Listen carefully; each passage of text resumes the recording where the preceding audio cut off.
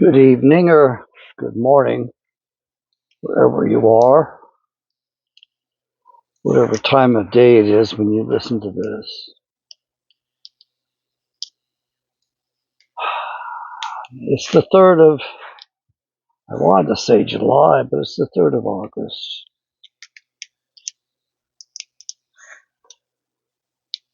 Tomorrow's my parents' anniversary, and I miss them dearly. But there's not much I can do about that. But I've been stirred in my sleep once again to get up and make you a video. And I've learned that when the spirit calls, don't deny it. I was sleeping nicely, and I'd like to stay asleep. My dog got up as well, and she's over here beside me. It's amazing the way the dogs love us. America has a problem. America almost blew herself up this weekend. It seems like it was the longest weekend of my life. I prayed a lot. My prayers have been for two things. The big one being, let President Donald Trump back off. Let him make the right call. Let him make the right decision.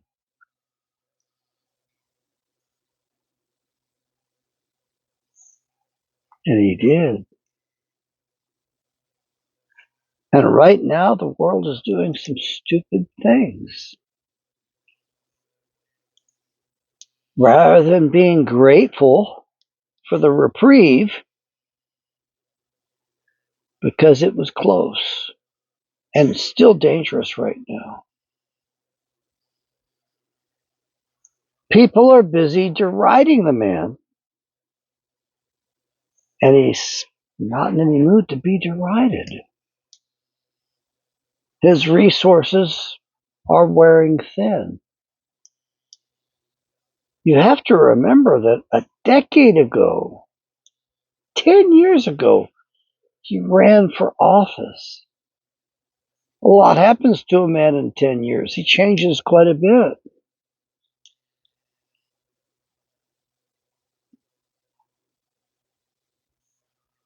And I have to say, I'm just amazed because never has our country had to face itself this much before. And we're just getting started. So, do you think that America is over? Or do you think our best days have just begun? I'm asking you the question because a lot rides on your answer.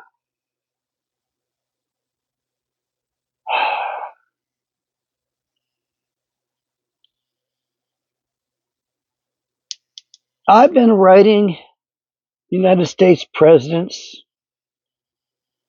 since I was a little boy. I haven't written them all. Maybe I did. I don't remember.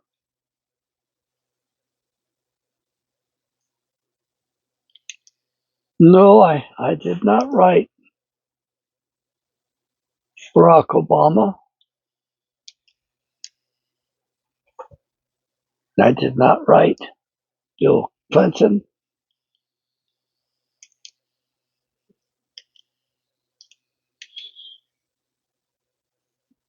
I don't believe I wrote Dwight D. Eisenhower.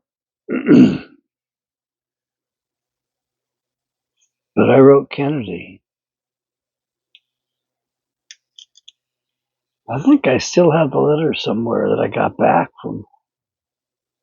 I'm pretty sure Miss Lincoln wrote the letter.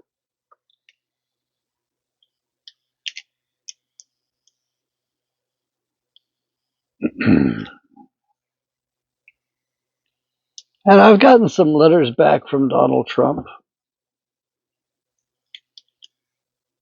I didn't get letters at first. The White House was not run properly when he first took office. Protocols weren't in place.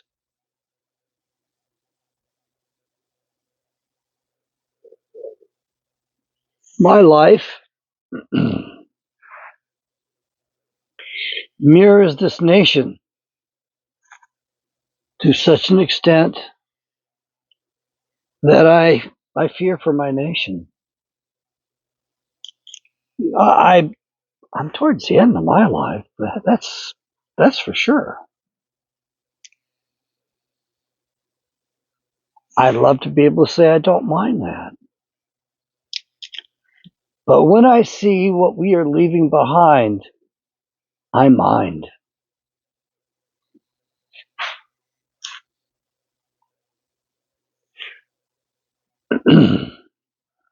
No matter what the price, those words haunt me. President Kennedy, I believe it was his last speech.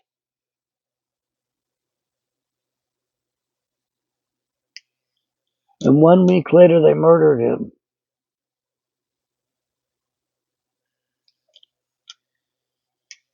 Now, I've laid awake many nights trying to figure out what the hell happened, what really happened. I've come up with all kinds of imaginations, and some of them seem pretty damn far fetched.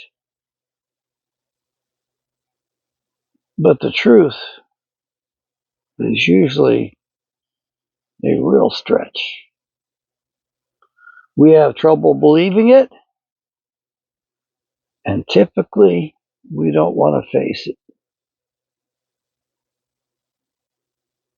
So I realize that a lot of people are against the president right now. A lot of people were against Kennedy back then. And Kennedy's most famous speech got his ass murdered a week later.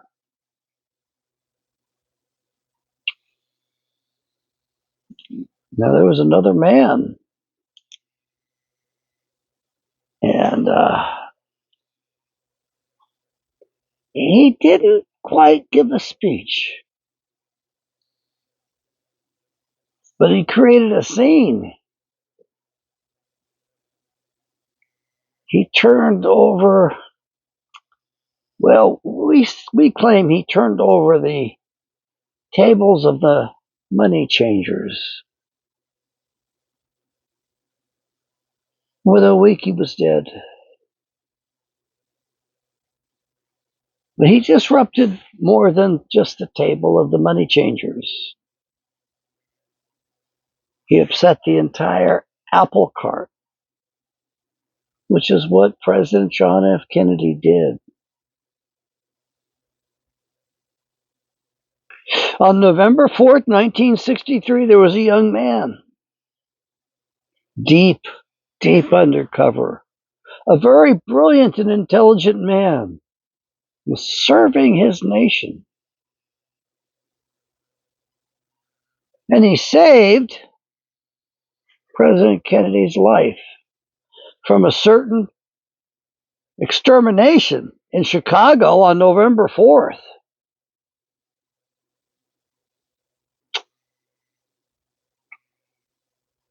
No doubt if he was alive today, and I'm not sure we really know his real name.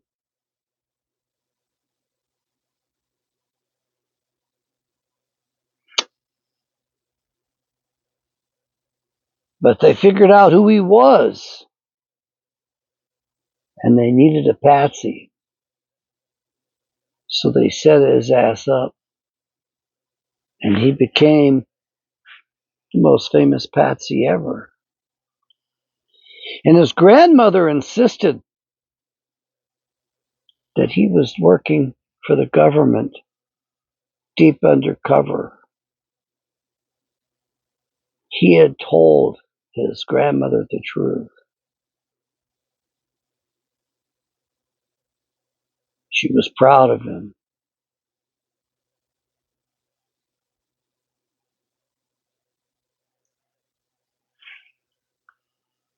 What we have done by electing President Trump is we put a man in office who's telling us the truth in a different way. He's holding a mirror up in front of us. He's given us a real good view of ourselves.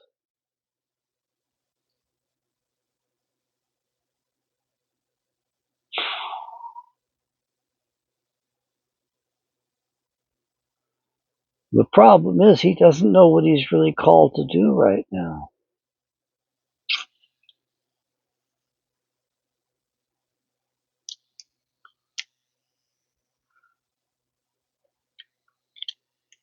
I'm not so sure, but I have to at least pretend I'm sure. The problem is what we've seen in this mirror he's held up is how fugly we are.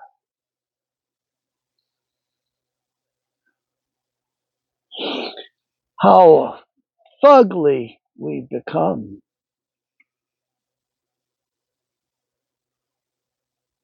And we're not ready to face ourselves. We're too busy partying.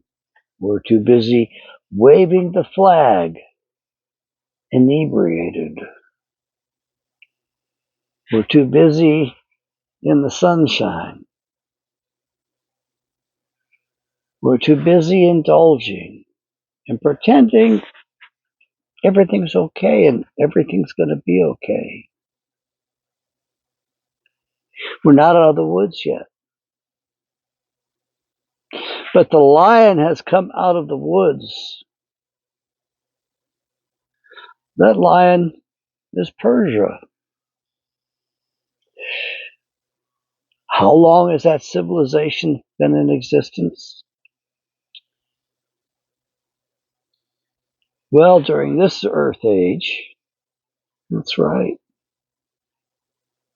They probably were in existence before this Earth age. But in this Earth age, we're only 2,600 years old. And we finally rattled the trap, the cage, our own trap, our own cage.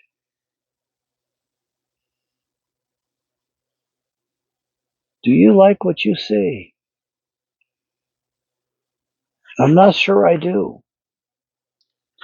But I know this. America's best days are in front of us. And we don't have that much time left during this particular Earth age. Not much time left at all. I have stayed hot on the trail ever since I was about age 5 or 6. That's a long time. And I understand quite a bit.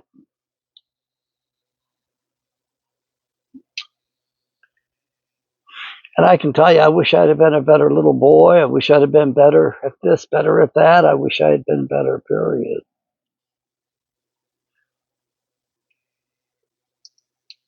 But the nifty thing, the nice thing, is that my understanding has expanded. And the words still haunt me to this day, whatever the price.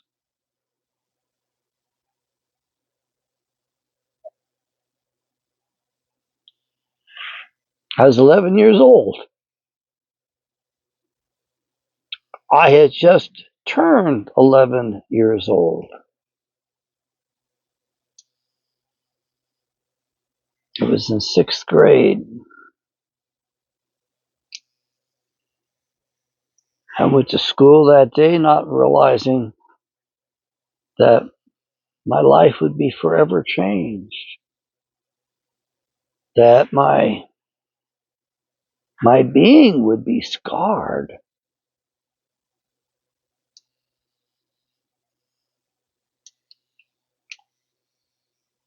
And I cried all day. About 11 o'clock. See, Kennedy would have been a time zone over from where I was.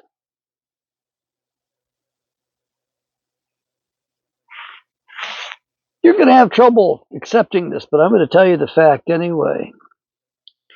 I firmly believe that Adolf Hitler won the war. I know. That's sacrilege, isn't it? To violate the shared, the consensus reality of what America is and what America is supposed to be.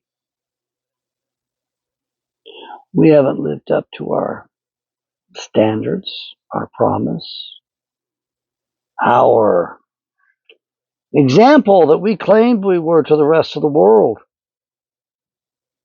And we got called out by a pussycat that came out of the forest, finally chased out of the forest to confront us. A lion.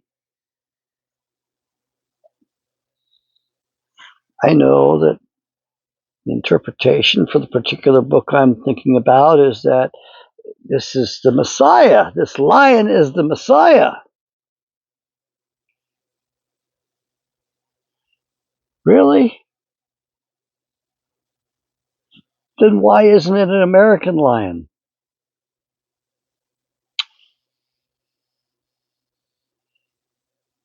It's because we became the bad guys.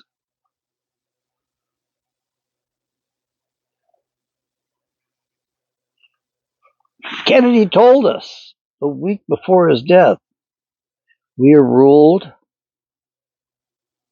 by secret societies. That's what Kennedy told us a week before his death. He poured so much truth into that speech that they've done their best to suppress it so we wouldn't remember it. And Kennedy told us, and he as much informed us as he told the rest of the world and the secret societies. We would pay any price.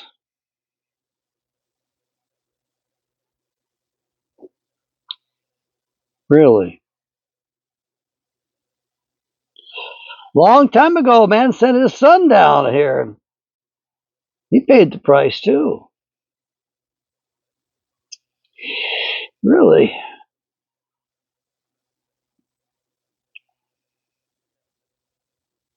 Kennedy was no saint. He was no savior. It's pretty flawed. I was too little a boy to understand that stuff back then, and I still think I'm a little bit too young to understand it now. I don't really want to understand it. I'd like to pretend the man was perfect, but he wasn't. But I got to tell you this. I firmly believe that Adolf Hitler succeeded in putting his boy, his grandson, on the throne in America.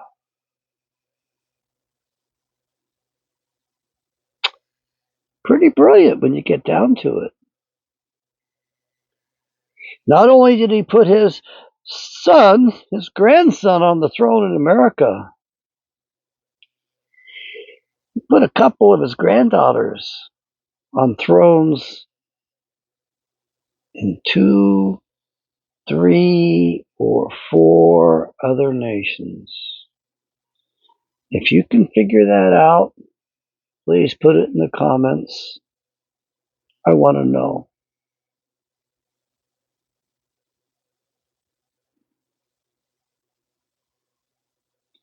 Barack Hussein Obama is Adolf Hitler's grandson. Yep, yep. Werner von Braun's sister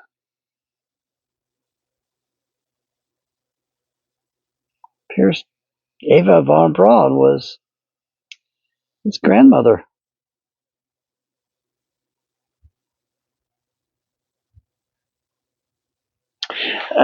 I can't explain it. Don't expect me to explain it. I don't know everything. I don't major in evil. I don't study it.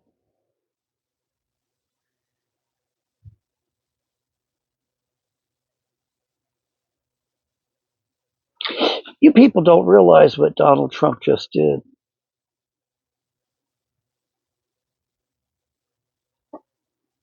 Did he save the world? Yeah, he did.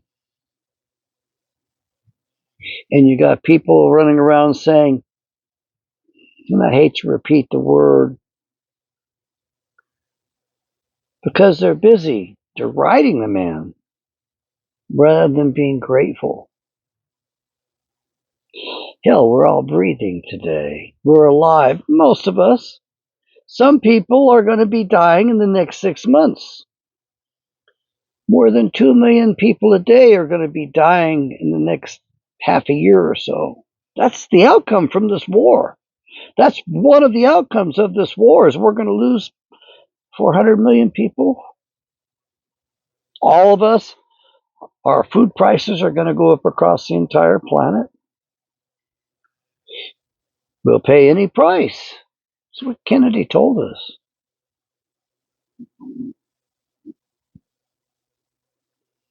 Who killed him that day? Was Mick Jagger? Jagermeister. Was he right when he said, shouted out, who killed the Kennedys when, after all, it was you and me? I'm not saying Mick Jagger is a prophet. Good Lord, no. I'm not saying he's a fine specimen or example of a human being.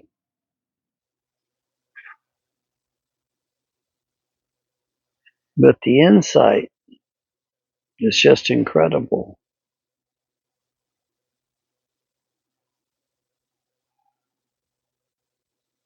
We have failed to restrain ourselves. We have failed to restrain our dark sides. It's why we're in the mess we are in today.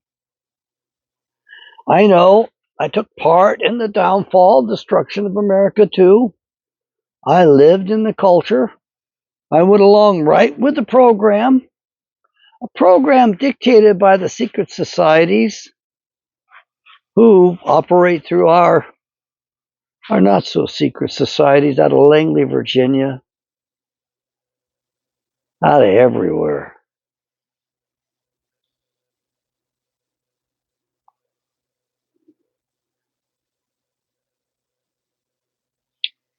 Lee Harvey Oswald stopped the certain extermination of John Fitzgerald Kennedy on November 4th of 1963. A few days later, he gave an incredible speech Within a week, they killed him.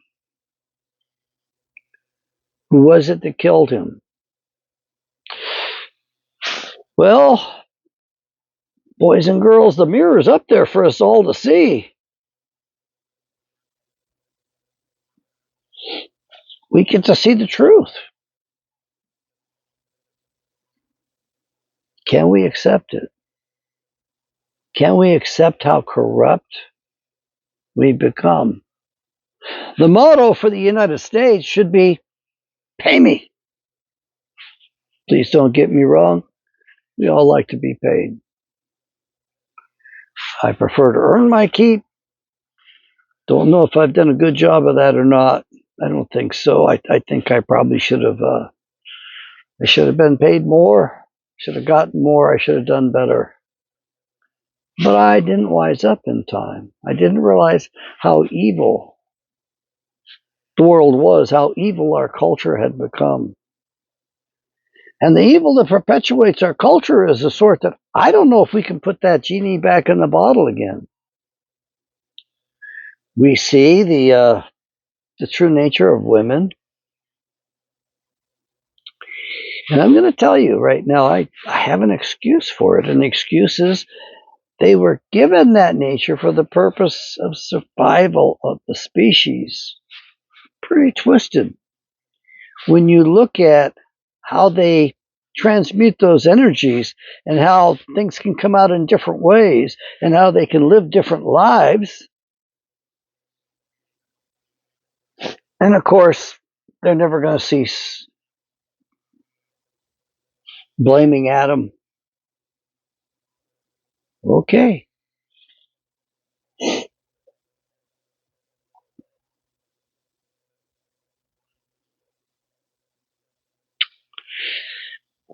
Reagan talked about the shining light on the hill. Other presidents talked about the shining light on the hill. Man, talk about being tarnished. I remember my mother cleaning the brass that my father brought back from Iran in the 50s. He was in the service over there.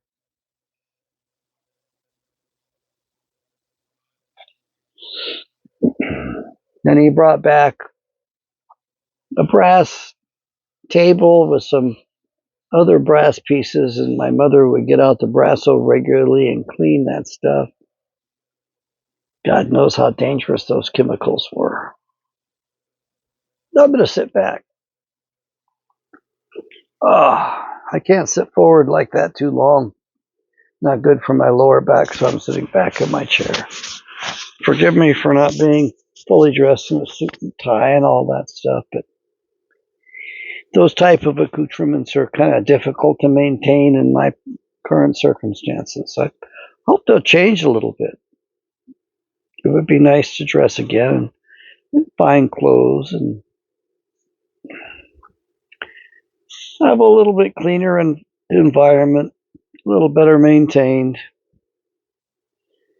I feel like such a hypocrite. I look and I see and I remember the people whose paths have crossed mine, whose paths I have crossed.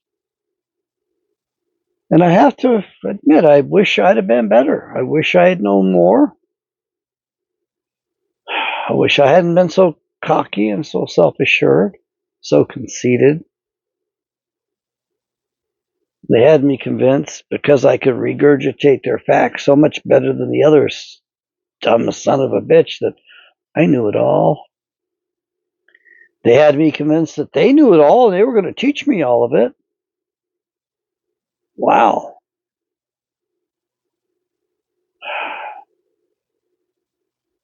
Certainly we didn't know it all. And then I was reminded as I was pounding the pillow, as I was doing a little bit of tossing and turning, sleeping, adjusting my position, of Bonnie and Clyde. And when I was a little boy, my mother spoke about Bonnie and Clyde to me like they were real folk heroes. And they were folk heroes. But most people don't understand why.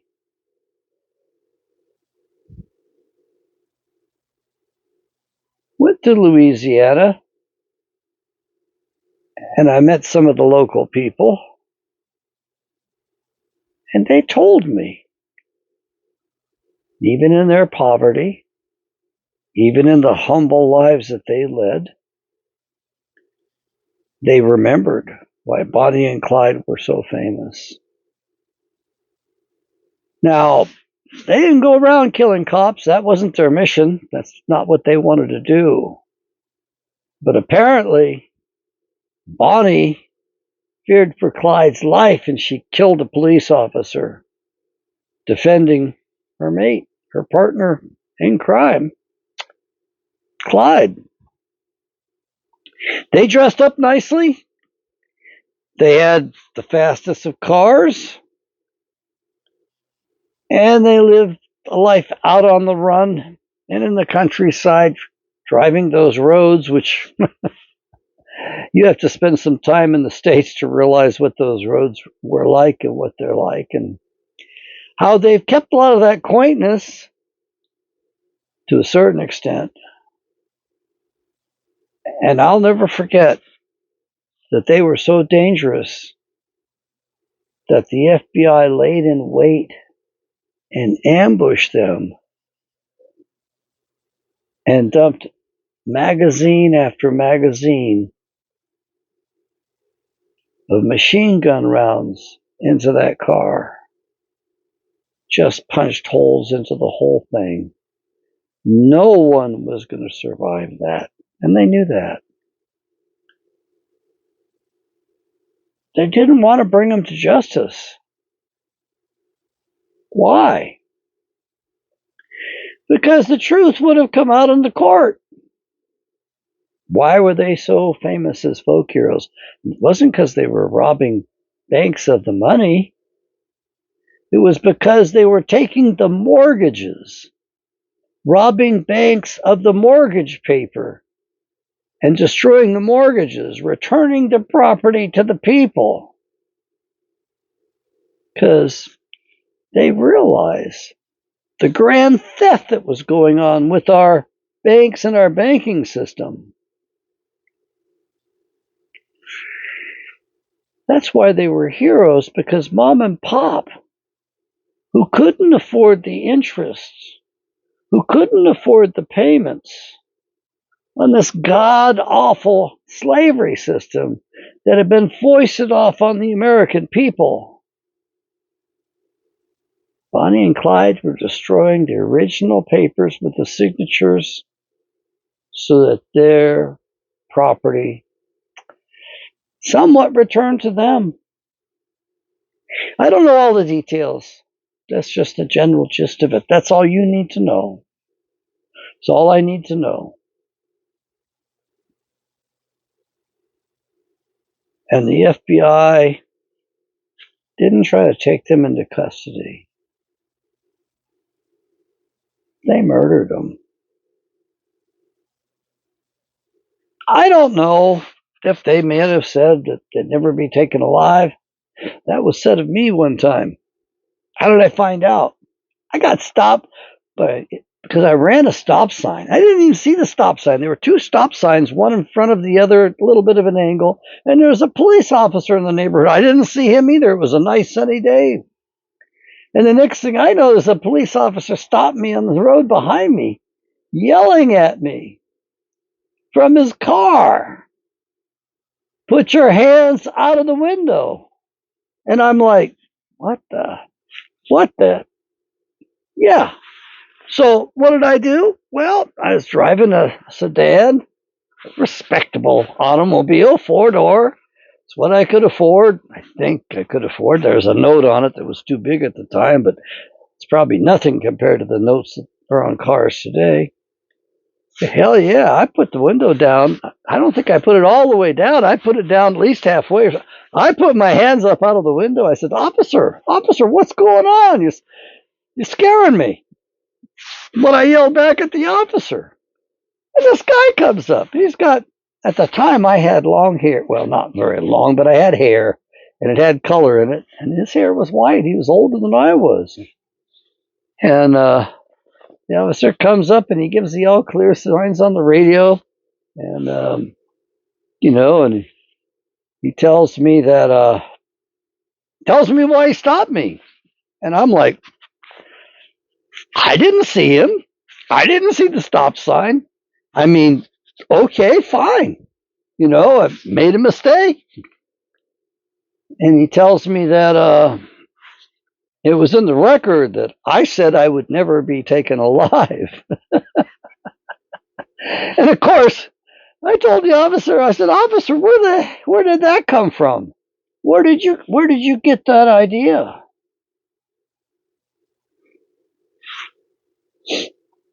My wonderful wife had given them the idea.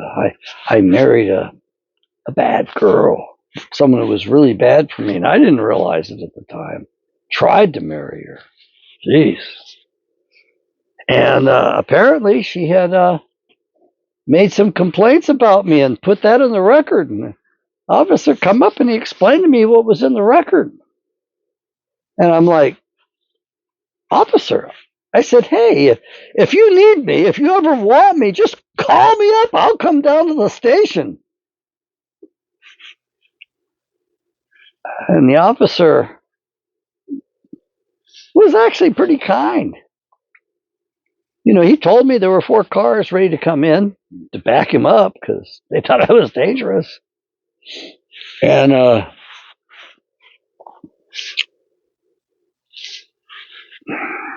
the officer told me, I think he said, I'll tell you what I'm going to do. Maybe he didn't say that to me, but that's kind of what I remember. He says, I'm going to write something in the record for you. I'm going to write this in the report so that hopefully what he's referring is that I wouldn't go through this horrible, scary time again. But who knows what's written in the records these days?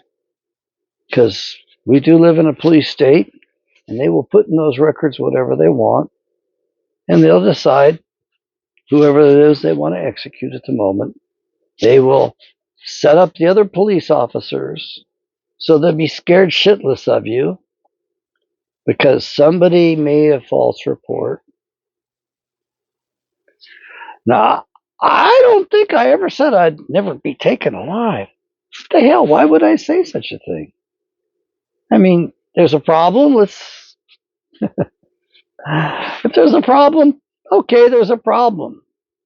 But, not like I'm going to volunteer to go to jail or go to prison or anything like that. But I certainly don't want to get shot up because you guys are afraid for your lives. But that's where we are. So where are we as a nation? We are on edge. We are corrupt as hell. Yep. The police are given unlimited power. They can kill any of us anytime they want, and they have all kinds of privileges which they shouldn't have. But we handed over our rights to the system. We handed over our security. And we don't have any security. My God, I tell you this story, I don't feel safe in my own skin. It creeps me out just thinking about it. How close did I come to getting shot up that day? And all I did was thought I was minding my own business, enjoying a sunny day.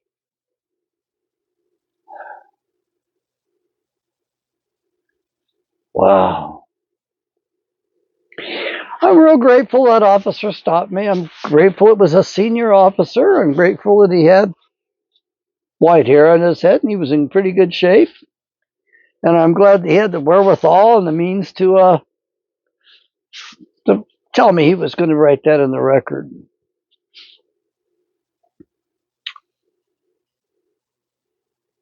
But what I really want to do is tell you that I asked for prayer this last week. My prayers were answered. I don't know how many of out there were praying with me. I don't get that many views according to YouTube, whatever you want to call it. I mean, I do not like the people that are running this thing. And I'll tell you, I know the Bible says there's good figs and there's bad figs, and the Bible is referring specifically to those people that are descendants from Judea.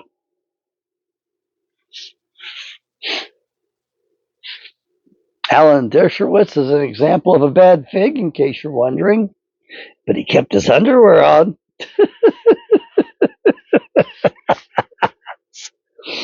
Look, as we get older, we become a little bit less defensive. We lose it a little bit. And whatever character we built through our life starts coming through. So either you get better or your flaws take over more and more. I learned that from a guy. I didn't realize I was related to him at the time, but his name was not William Shakespeare, but that's what you people like to refer to him as. Yeah. You see, we didn't win World War II.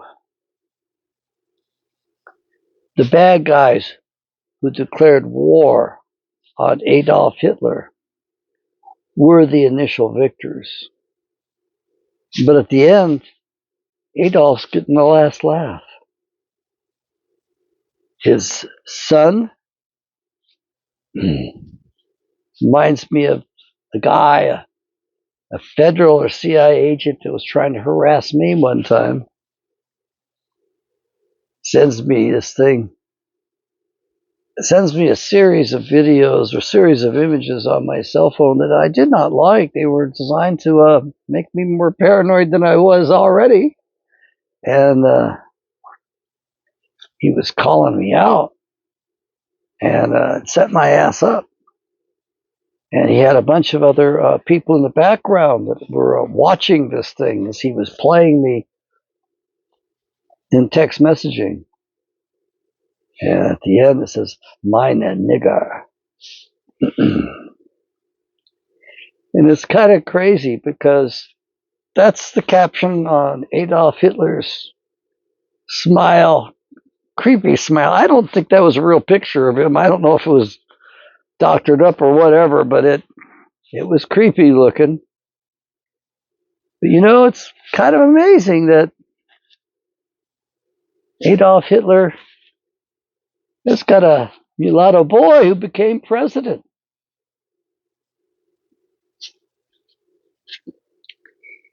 And of course, his distant relative was in charge of our rocket program. Wernher von Braun of NASA. I was supposed to go down to Florida.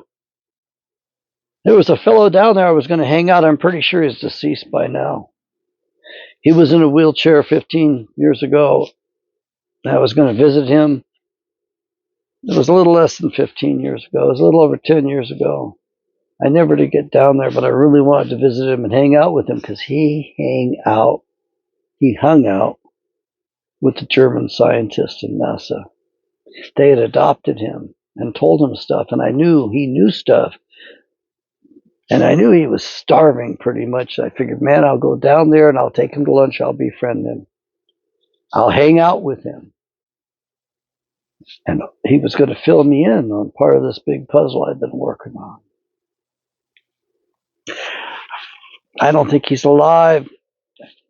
I don't think that I'm going to be able to afford the diesel fuel to go down there. My rig's not in good enough shape right now. It's in better shape than ever, but it's still not quite there. And I'm not in better shape than ever. I may be more aware than ever. It's a painful awareness. I paid dearly for this. And I know that you're going to say, prove this stuff. You got a link for that, Dr. Kent? And my response to you is, do your own research. I paid dearly for my education. Paid way too much for it. I think some of you are going to agree.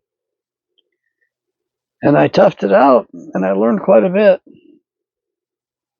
I got to study with some pretty incredible people. Almost got to meet Dr. John Coleman. Tried a couple of times. Wish I'd have gotten to meet the gentleman from Virginia, Eustace Mullins. Wasn't aware of him till about the time he passed away, and I was on the other end of the country, the far end of the continent. May his soul rest in peace. What a grand experiment America is, but do not conflate the United States with America. That's where I was confused as a little boy. And it's where it's part of the puzzle of the adult craziness. I'm an American. Now what? I'm a United Statesian? What are we? There was that kind of confusion built into the world. And I'm 5 years old trying to make sense of it. And I was like, this is no fun. And I actually told my mother, I said, I'm not coming back. This is it.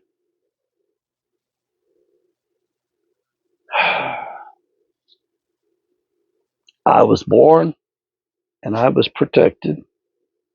I was sent here to do a mission. I don't know who you are out there. I don't know who I'm reaching. But I know this. I'm doing as the Spirit has ordered me, guided me to do things. That my life has been crazy enough. This has been a wild ass time. And I've been through a lot. I can't even begin to convey it. I'm not going to try to write it down. I'm not going to try to explain it.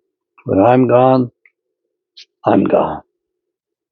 But I would like to wake up the young people, the younger people, because you're almost all younger than I am, to the fact that the truth is in the Bible, or at the very least, you can use the Bible to discern the truth. 2 Ezra chapter 11 and chapter 12, the lion comes out of the forest and challenges the eagle. It's a wake-up call. And I wrote my letter to the president to let him know what I knew. I hope the letter got through. I really don't know. The people that are around him are something else. I really don't want anything to do with them, to be honest with you. You know, that's one thing I can thank my father for. He took the undesirable tour and kept taking the undesirable tour. 1 year at a time. He kept us all up in Alaska. Because the only other place they had an office for him was a desk at the Pentagon. And he didn't want anything to do with that. And my dad was pretty smart when it came to that. He knew that he was only going to rise up to a certain level, and he accepted that.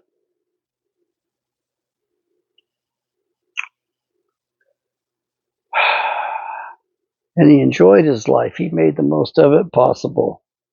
He went and did all the fishing and duck hunting a man could ever want to do. Yeah, I miss those days. Miss that stuff. I don't feel like killing. Don't even want to put a hook into anything, much less get out there and call a bird in and shoot it right now. When you get older, you realize the interconnectedness of things. You realize how precious it is, all life. You realize that the whole earth is holy. And the sad thing is, we have these unholy ones that are in charge and in power. And their time is up and they know it. And they're trying to figure out how to get out of the corner they have painted themselves into. How to get out of the trap that they have snared themselves up in. They were a little too successful.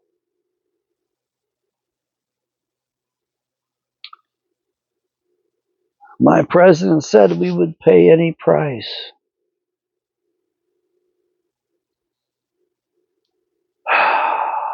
We have had men and women who have been paying the price. The sad thing is that we have harmed other men and women and children outside of our borders, believing we were doing the right thing, and we've been bamboozled. That's right. We've been tricked. We've been played. We've been had. Life only has the value that you give it. It only has the value that you bring to it. And I look back and I'm not too proud of some of the things in my life. There were things that were happening that I didn't realize, didn't want to realize.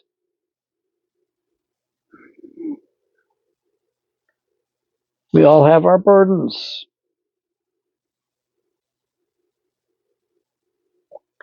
The odds are you're younger than I am, which is pretty cool. I don't mind that at all. The odds are that you got a lot more breath in you than I have left in me. It's okay. I was given so many. And my life was forfeit a couple of times. And there were other times in which my life should have been forfeit.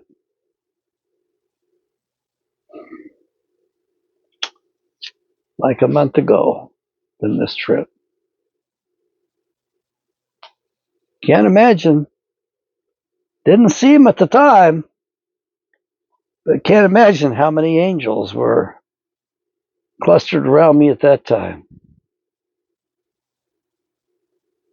Wow. That ride still gives me nightmares.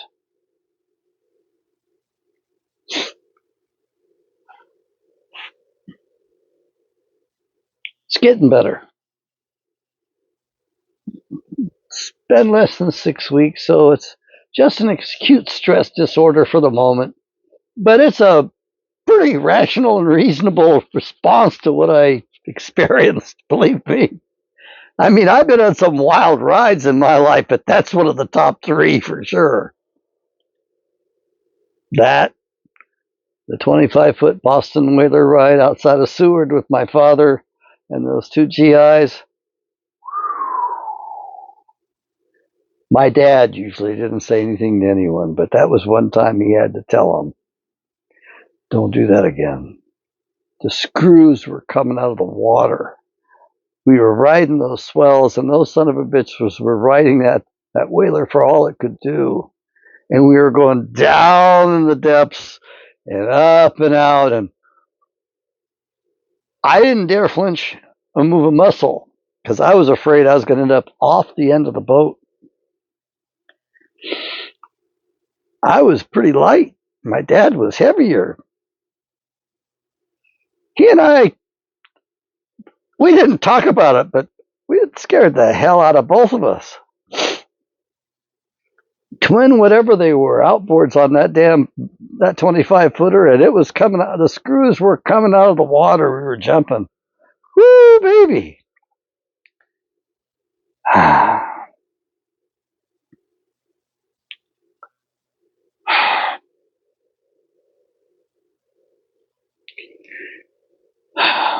I want you to understand something. There are a lot of traditions on this planet, and whether you like it or not, all these other cultures have something to contribute. Yeah, We all do belong together. It all interlocks. You can't put it together for good, or you can put it together for evil. You do get to choose. Well, to a very large extent, you get to choose. But in my boat, in my circumstances, a lot of this stuff's been chosen for me.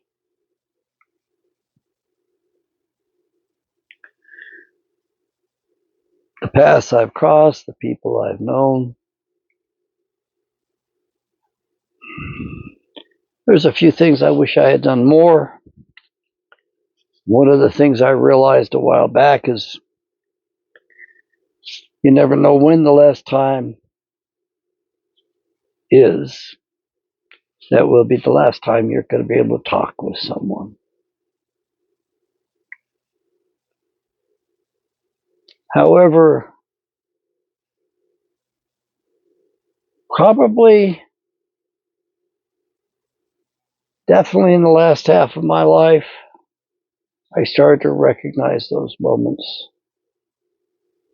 And I was shown things about people, told things about people that weighed upon me. And I did my best to warn and to intervene.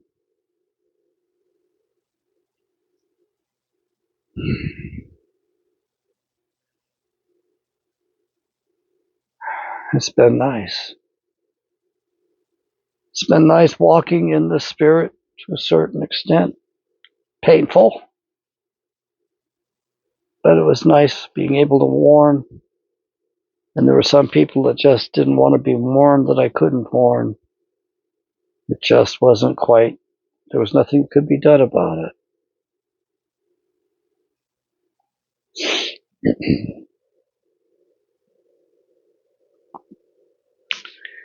America appears to have another lease on life, another chance.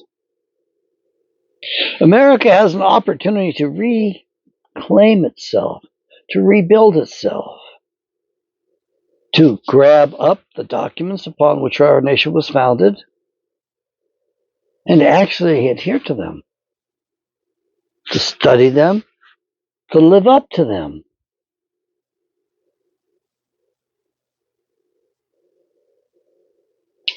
America has the opportunity to withdraw into itself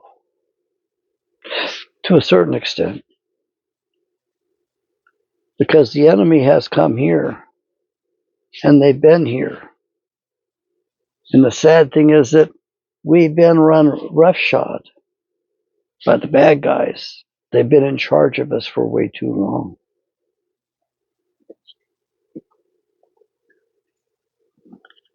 So how do we get her back?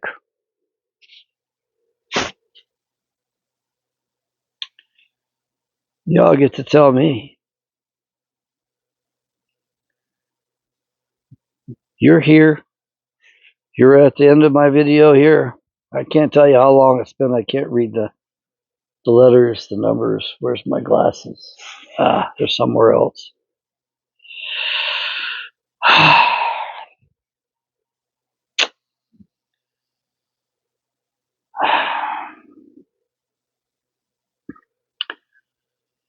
I'd like to be able to see better days.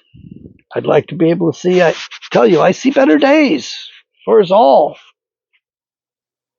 But if you folks don't start getting on your knees and becoming grateful for the decision that was made this weekend not to attack Iran,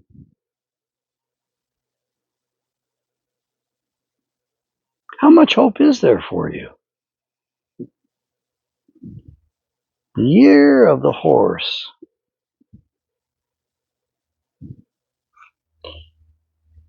And you're not going to be grateful for the fact that you got a full weekend?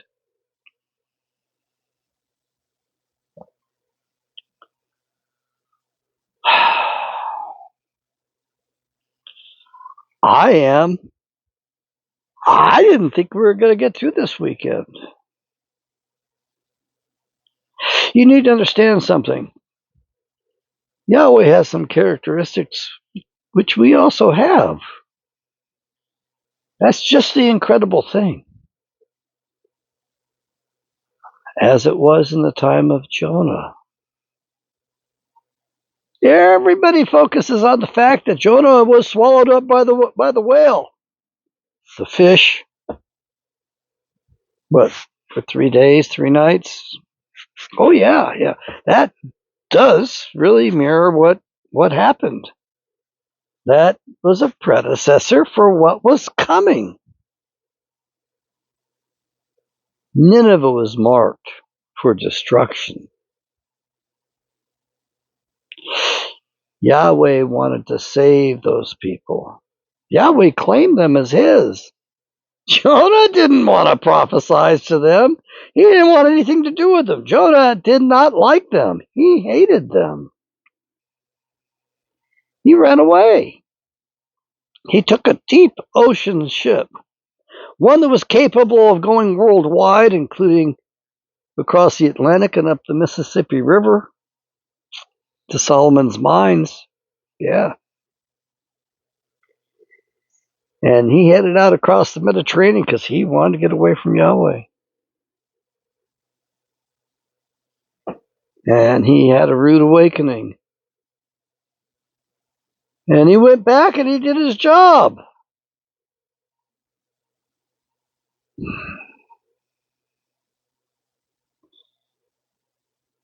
And it took him a long time to walk across Nineveh.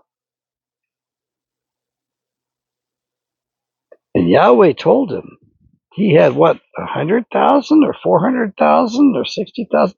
He had thousands of people that did not know their left hand from their right hand.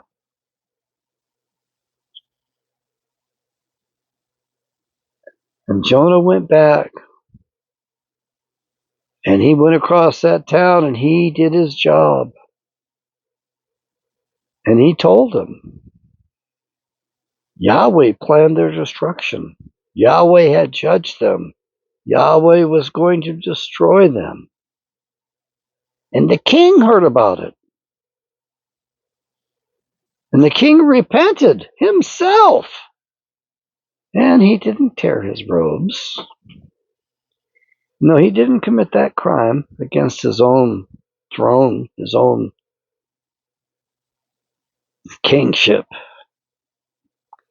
He took off his robes, his royal robes, and he put on sackcloth, and he sat in the ashes, and he declared a fast and prayers.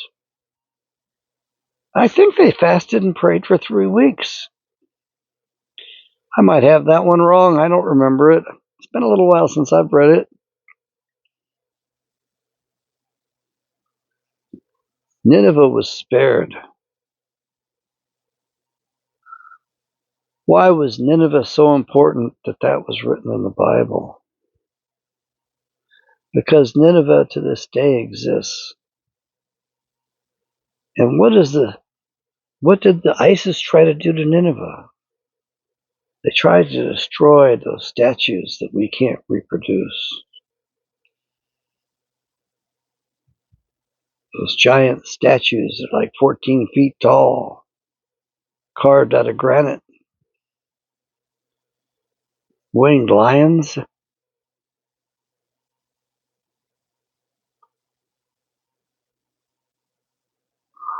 The Persian has come out of the woods, folks. The Persians served notice.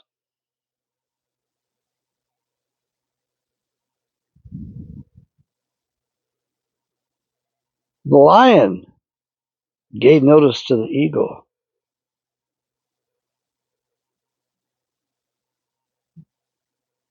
Will you correct yourself?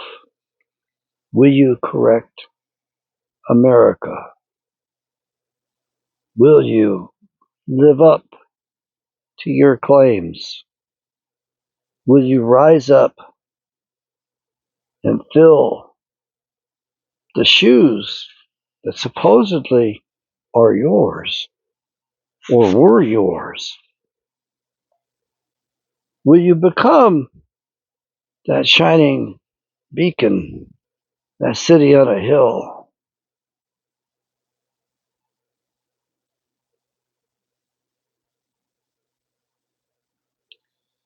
Will you be one of those who makes it from this earth age into the next earth age?